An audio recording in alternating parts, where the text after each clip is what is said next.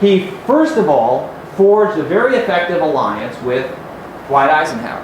And Johnson, Rayburn, and Eisenhower, among the three of them, essentially dictated most legislation during the 1950s. And this is why this student of mine is going to work on this subject. But Johnson wanted to be president. He didn't want to be second fiddle, he wanted to be president. He tried to figure out how he could do this. So in 1957, he sponsored the first federal civil rights bill since Reconstruction.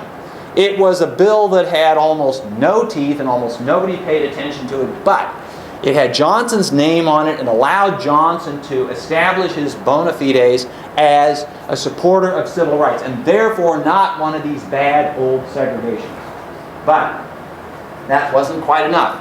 And when Johnson ran for president in 1960, he was up against... Do I have time to tell this story? Oh, sure. Do I? Okay.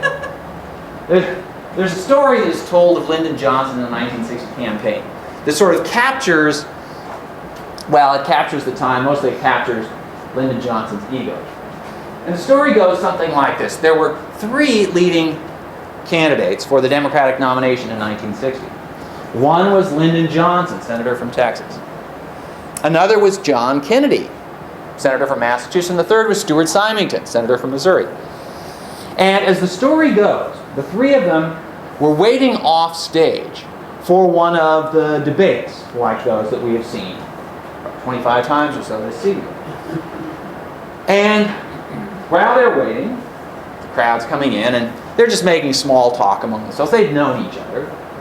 And Kennedy, John Kennedy, who was the youngest and the least distinguished of the three, turned to Johnson and Symington and said, "Lyndon, Stu, I got to tell you about a remarkable dream that I had last night.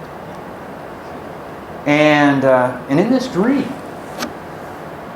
God reached down from heaven and tapped me on the shoulder. And he said, 'Jack, you're my boy. You're going to win the nomination. You're going to be the next President of the United States.' So, what do you think of that?" And Symington looked at Kennedy, looked at Johnson, said, "That really is a remarkable dream. It's very strange because you know what? I had a dream last night. In my dream, God reached down from heaven and tapped me on the shoulder. And he said, 'Stu, you're the one. America needs you. America wants you. You're going to be the next President of the United States.'" And Lyndon Johnson stroked that long chin of his, shook his head, big ears, laughed a little bit. And he said, "I just don't know what to say. That is the strangest thing." Both of those dreams are very strange. Because, you know, I had a dream last night. And in my dream, I don't remember tapping either one of you on the shoulder. Anyway, Johnson lost the nomination to Jack Kennedy. Now, Kennedy, and this is where we might be thinking in terms of who are the vice presidential nominees going to be this year? And what sort of considerations will come into play? John Kennedy decided that he needed the support of Lyndon Johnson. He needed Texas. And Texas was a bit of a question mark because we historians often talk in shorthand of the old Solid South, the solidly Democratic South, but the Solid South had begun to fray as early as the 1940s. And in 1952, and again in 1956, Texas voted for the Republican nominee, Dwight Eisenhower. So Kennedy knew that he didn't have a chance of winning unless he could hold Texas. And he figured if he could hold Texas, he could bring along some of the southern states. He needed that southern vote. And this was a real question mark because Kennedy was the classic northern liberal and a Catholic to boot. And anti-Catholicism had doomed the candidacy of Al Smith, especially in the South, in 1928. And so Kennedy knew that he needed Johnson's support. So he asked Johnson to be his vice presidential candidate, his running mate, fully anticipating and probably hoping that Johnson would say no. Because Johnson was far senior to Kennedy in accomplishment, in rank in the Senate, and almost certainly in self-estimation. But Kennedy figured that he would get credit for giving the invitation. It's sort of like inviting somebody to do something when you know they can't, or you hope they won't, but at least you'll get credit for the invitation. Well, this is what Kennedy hoped to get. He would ask Johnson, Johnson would make a quick calculation and realize, boy, I'd much rather be Senate Majority Leader. That's a much more powerful position than being, what, President of the Senate. Doesn't do anything. You can be Vice President of the United States, where you just sort of go to foreign funerals. To Kennedy's amazement, Johnson said yes. Now this reflects, see, if when you think back through the logic, it makes perfect sense for Johnson to say yes. But Kennedy didn't realize it because Kennedy wasn't a student of the presidency.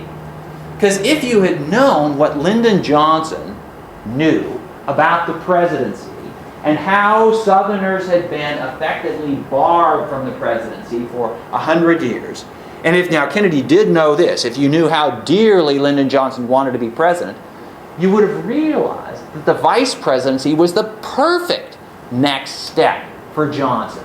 Because as long as he was senator from Texas, then that Southern label, that Southern stigma would still attach to him. But when he became vice president of the United States, all of a sudden, that's a national office.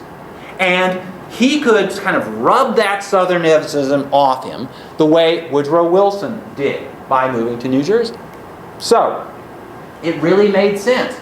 Because Johnson could figure, all right, Kennedy's the president for 1 term, 2 terms, then I become heir apparent.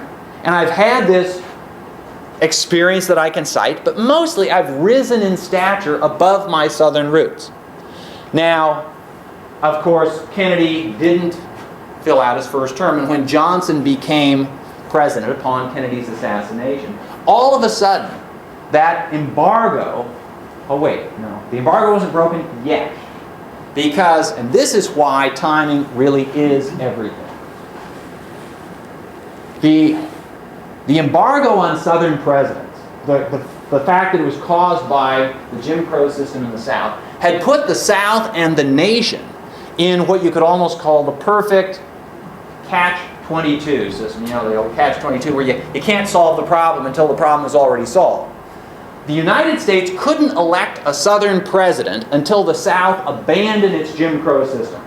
Because for the reasons that I said, any Southern politician would have to hand out too many IOUs to the white supremacists in the South and could never be a viable national candidate.